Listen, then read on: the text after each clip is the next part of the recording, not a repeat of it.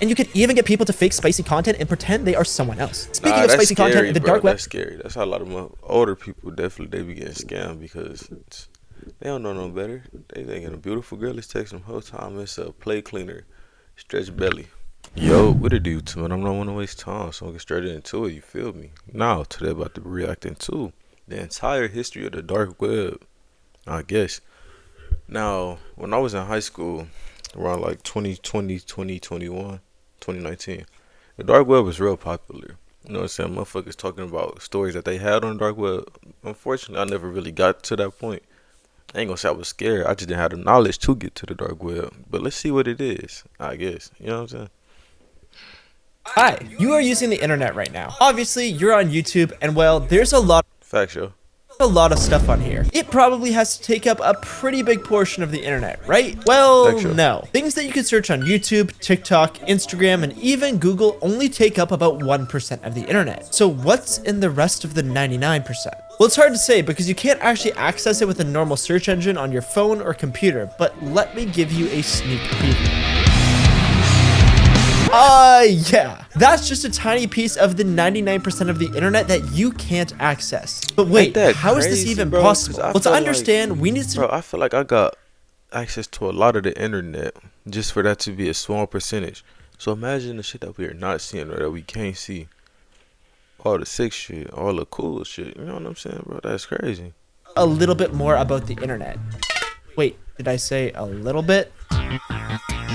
First of all, to find out why 99% of the internet is unsearchable, we need to know how the internet actually works, which is a lot more interesting than you might think. Then, we'll explore what the dark web actually means, what's on it, and how you, yes you, can access it. And finally, we'll take a look at some of the most disturbing websites on the dark web. I know you need like a VPN. So they don't track you, so nobody, you know what I'm saying? So yeah, so they don't. And some of the most insane things that you can buy on it now that you know how to access it. Not saying is private student hey, yo, let me get an ad back when I get monetized. You really need to talk to YRefi. YRefi refinances. Saying that you should go ahead and do that, but yeah, you'll know how to, I guess. And by the end of this video, you are going to be terrified to go on the internet in general. The way the internet works is actually pretty simple. I'm just kidding, but let me give you the bite-sized version of how it works. Contrary to popular belief, the internet is not a cloud. It's actually a wire. Don't believe me? Well, if you had a wire and you hooked two computers to each end, they could communicate with each other through that wire. And well, congrats. You just created an internet. Obviously, this internet kind of sucks compared to the one that we use on a regular basis. The computers can only share the information that they have. And with only two computers, your brain that's broken from endless TikTok and YouTube shorts would get bored pretty easily. Luckily, the internet that we use is connected to a lot of computers, and these computers are connected to even more across the entire world. To keep track of all of these computers, each piece of the network has an address that looks like this, which is pretty hard to remember, so we usually turn them into something that looks like this. Each file that you send and receive has a known origin point and destination point. It'll then find its way to and from these 2 points by going through a network and telling each computer in the middle where it needs to end up, so that computer can send it onto the right path. So let's say you want to search something on Google, or maybe even your bank so that you can log into your account. You tell the computer, hey, ask Google to search up my bank for me so I can easily get the link. Your computer then sends that message off to Google and it spits out a bunch of results at you where you can find your bank. Cool. You have just interacted with whoever invented the internet is a fucking genius. Cause it's like, bro, you can find out the answer to something that you don't know within seconds, minutes. That's crazy, ain't it? Depending on your connection. Surface web, and everything that you can communicate with just like that is a part of it. But what's the use of a bank website if you can't actually log into your own account? And that's why you can't just Google your bank account and log in credentials, because if that was on the internet, you're just looking to get hacked. If someone could just Google your bank account and get right into it, well, it wouldn't really be that bad, since in this economy you're probably broke just like me. But in all seriousness, your specific bank account is not accessible through a search engine like Google because it's not listed on the surface web. And instead, it is a part of what we call the deep web. The deep web is anything that is password protected under a paywall or anything like that. And it actually takes up a majority of the internet. But there is another level. Right under the deep web, you guessed it, is the dark web. And I know that's what you actually clicked on this video for, because the dark web is where all of the illegal stuff happens. you like illegal stuff, right? Anyways, why does the dark web Gotcha. even exist, and how does it work differently from the internet? Well, it's no secret that you're getting tracked when you're on the internet. That's why when you like a picture of a pair of shoes on Instagram, you get an ad for that pair of shoes a day or two later. And that's also why Target knew a woman was pregnant before she even did. Yeah, that's real. Look it up. Anyways, not everyone likes to be tracked by the government. And funny enough, you and the government have a lot in common because they also don't want to be tracked by the other governments. Isn't that ironic? No, the government doesn't search up the same sus things that you do. I mean, maybe they do, but I wouldn't know. But what they do want is to protect their communications, secret files, and things like that. So in the 1990s, researchers at the US Naval Research Laboratory began working on something called onion routing, so that the Russians couldn't intercept government transmissions while they were being relayed. And this onion was basically the birth of the dark web. But why an onion? Unlike the regular internet that we discussed earlier, basically onion routing protects any data transmitted through it by wrapping it in multiple layers of encryption. Encrypting a message basically jumbles up the data within a file in a certain way, where only the sender and receiver have the code to unencrypt it. In onion routing, this encryption process happens multiple times, so it ends up being a secret code on top of a secret code on top of a secret code, and so on. But if you don't know how to decode all of those things in the right order with the right answers, well, you're out of luck. Let me take you through a little example. Let's say you have a super important file that you want to send over the dark web, because it's so important that if anybody ever found it, you would probably get in a lot of trouble. When you send it through the dark web, your file gets wrapped up in multiple layers of encryption, and it has to go through a bunch of checkpoints in order to be decoded. Only the file knows the path it is going to be taking to its destination. And each layer of the why are you sending it through the dark web though? If you know that it's something, you know. path only knows how to decode one layer of the file, where it came from previously and where it's going to be going next. Eventually, after traveling through all of the layers, the message is finally decrypted and can be seen normally. So this was great for the US government. They could surf the web and send files anonymously without anyone knowing it was them, except you would 100% know it was them every single time because they were the only ones using it. This means if any hacker were to catch one of these onion files flying through the air, they could say, oh, well, this is obviously some super secret information from the government, and I am definitely going to be stealing that. Even though a hacker couldn't necessarily open the files, it's still not the best to let hackers know that you are sending the files at all if you are the government. That's the equivalent of putting $1 million in the back of a truck, saying you're going to go from point A to point B and hoping that no one steals the money along the way. So they really only had one choice. They had to open this completely anonymous internet service to the public worldwide. That way, bro, this is the new era of I'm not getting monetized. Don't worry about it, bro. Trust. just like the regular internet, these files could come from anywhere and anyone. What could possibly go wrong?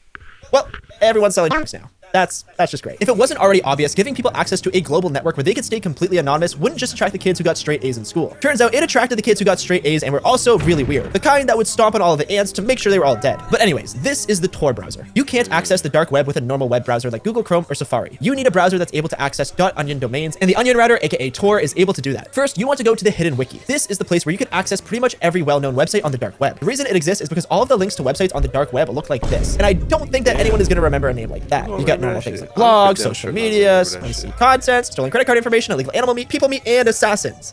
But let's talk about that stuff later. To get a real grip of exactly how the dark market works, let me take you on a journey to the Silk Road. Now, in real life, the Silk Road was a trade route that spanned pretty much half of the world and was essential to constructing how society works, even affecting how we live today. On the other hand, the Silk Road on the dark web was a similar network, except it was worldwide. But unlike normal goods and services, this was used for drugs, guns, and sometimes even people, or much worse. Hopefully, you don't buy any of that stuff. But if you wanted to, you might be asking yourself, how do I pay for that? Surely, if I just used my credit card, that wouldn't be very anonymous. And you're right, if you used your credit card on any of that stuff, the FBI would be at your door within minutes. So instead, the dark web uses our good old pal Bitcoin. Yes, while everyone over here on the surface web I still don't understand Bitcoin to this day, bro. I don't understand how it works. How much money is one Bitcoin? And if a lot of money is one Bitcoin, why not just keep the money?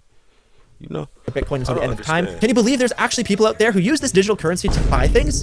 Disgusting. The Silk Road reportedly made almost $200 million in the first 2 years it was active. And if you want to try it for yourself, well, you can't. Unfortunately, the Silk Road was shut down back in 2013, and its creator was sent to prison for the rest of his life. It was one of the most insane busts of all time. But I don't have time for it in this video, so if you want to hear about it, make sure to subscribe. Anyways, if you still want to buy some crazy stuff, you're in luck. If you scour the hidden wiki, you'll come across multiple websites that basically sell anything and everything. These websites come and go every month, as a lot of them have to get completely shut down before they get too big to avoid the same outcome as the Silk Road. You'll most likely need Bitcoin to make any purchases, but if you want to make some really sketchy buys, you'll need whatever niche cryptocurrency the seller is asking for. Maybe it's Dink Doink, I don't know, Elfcoin? By the way, if you buy any of these things, make sure to never send it to your house. I don't know if I have to tell you this, it should be pretty common sense, but the marketplaces ain't like Amazon. They don't have nice trucks that come with drop-off verification or same-day shipping. If you get something from the dark web to your house, expect it to come in the most suspicious box of all time, and the delivery person is probably the most sus person of all time. That is, if it even gets to your house in the first place. But speaking of insane things to buy, yes, the moment you've all been waiting for, it's finally time to go through some some of the most disturbing and illegal things that you can buy from the dark web. For legal see. purposes, I'm here to tell you clearly, do not buy any of this stuff, and if you do, you are officially warned, but you asked for it. One of the most common things that you could buy on the dark web is credit card information. Sometimes if you go to a gas station or ATM, the card reader might look a little bit broken. If that's the case, then don't use it because your credit card info is probably going to get stolen. It is possible to put a fake credit card scanner inside of a real credit card scanner so that when you insert your card and type in your PIN, the fake scanner reads all of the information and stores it. After that, the person who put the fake scanner there can just come, retrieve it, and upload all of your information onto the dark web. Then they sell all of this information on the websites for Bitcoin, which definitely sucks for you, but it's not that gruesome or anything, right? Don't worry. Unfortunately, we're gonna get there. Why steal a credit card when you could steal someone's entire identity? Damn. Yes, on the dark web, you can buy things like fake IDs, driver license. What? Somebody stole my identity, start putting shit in my name.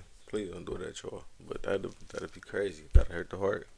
Passports, tax returns, and any other identification documents you might need in order to become someone else. These honestly kind of suck most of the time, and if you buy a fake passport, you're kind of an idiot, because nowadays passports have encrypted electronic chips inside of them and other minor details that help officers identify if they're real or not. Step into an airport with one of these fake passports, and I'm willing to bet you will immediately get banned from every country ever, and you're gonna get put in jail immediately. On the other hand, if you want to get into a club or a bar and you're not of legal age, I don't think the 25-year-old bouncer is really gonna be able to tell if the ID is fake or not. So you could probably get away with that, I guess. Not that you should. Another thing that you can buy on the dark web is fake money. You can get $10,000 of fake cash just for $100. It is literally money on sale, but just make sure you're not using any of that fake money in a store because the person at the cash register has a brain. Most of the time, they're instructed to check this money, and you're probably going to get caught. And if you're thinking of buying fake money, just learn how to make the real stuff instead. Next, we have the social medias on the dark web, and this is where things start to get a little bit more interesting. Because dark web social media isn't like regular social media. Big surprise, when you get people who want to hide their identity at all costs onto a message board, they usually don't want to post a picture of themselves at Disneyland. These people usually want to discuss things like recipes for deadly chemicals. It's like making like a troll page then. Yeah. Concerning, or they all get together to talk about their least favorite race of people. And that is the nicest way I think I could have ever written that sentence because it is so messed up. But who has the time to make all of these deadly weapons of mass destruction when you can just buy them? It is very easy to buy some crazy tools on the dark web. And I'm not just talking about screwdrivers and hammers. Hey y'all, let me get an ad block when I get monetized. Don't worry about it. It's kind of a big deal. Finding I'm tired as hell. Let's just say you can get some crazy realistic kitchen knives and Nerf guns shipped right to your door. But even if you want to destroy someone in a different way, the dark web has many different options for that. You can pay someone to fake documents saying something like, I don't know, your wife failed to pay her taxes for the past 10 years of her life and she owes the government millions of dollars. That will probably get rid of her. You can get people to spam fake gossip on social media to blackmail the people you don't like. And you could even get people to fake spicy content and pretend they are someone else. Speaking of spicy content, the dark web... That's scary. That's how a lot of older people definitely they be getting scammed because they don't know no better. They thinking a beautiful girl is texting them whole time. It's a plate cleaner, stretch belly. 99. Has a lot of that, like a lot. And I'm talking about the stuff that is actually bad. See, there's regular stuff on the surface web, some freaky stuff, and even some pretty weird stuff too. But if you dive into the dark web, that is where you could find straight up illegal stuff, which I genuinely cannot even talk about here on YouTube. So you could just use your imagination. Damn. Actually, don't do that. I don't even know why I said that. Anyways, have you ever wanted to buy a giraffe? Well, on the dark web, you can, because on some websites, you can find illegal animal meat. I'm talking lions, rhinos, pandas, and you know what? I think I just became a vegan, and I'm with PETA on this one. And last, but certainly not least, Hitman. And just so YouTube knows, I'm talking about the video game. I'm definitely not. Yes, on the dark web, it is rumored that you can pay someone tens of thousands of dollars to take out any target of your choice. You just have to give them the information, and within a few days, the deed is done. But now, there's a few important reasons why you should never buy anything on the dark web or even use it. And the main reason is honeypots. Honeypots are the name of the game when it comes to the dark web. Most, if not all of the services that I have just mentioned have a 90% chance of being completely fake. If you stick your hand too far into the honeypot, you'll get stuck. Basically, sellers know that buyers on the dark web are desperate. More often than not, these sites that sell illegal substances or services take the money of the buyers and just send them nothing at all in return, which means the seller makes out with a boatload of Bitcoin for doing nothing at all. And the buyers have no way to track down the seller because first of all, the seller is anonymous and they can't just go to the police because what are they going to tell them? Hey, I was trying to buy something illegal and the guy stole my Bitcoin. Good luck with that one, buddy. And a lot of the time, these honeypots are run by the government themselves. If someone, I'm sure that happened a lot. I'm sure. The hitman on a site run by the FBI, well, congrats. They have literally all of the evidence they need to arrest you. And this, among many other reasons, is why you should never go on the dark web. Yes, it is not illegal to download the Tor browser and surf some of the dark web sites. But as soon as you make a suspicious purchase, you're basically getting I'm not gonna do it on my computer. Cause I don't want to get tracked down and, you know what I'm saying, some more extra shit. Get my family raided. Somebody sign me up for the military or something. I'm not doing that, bro.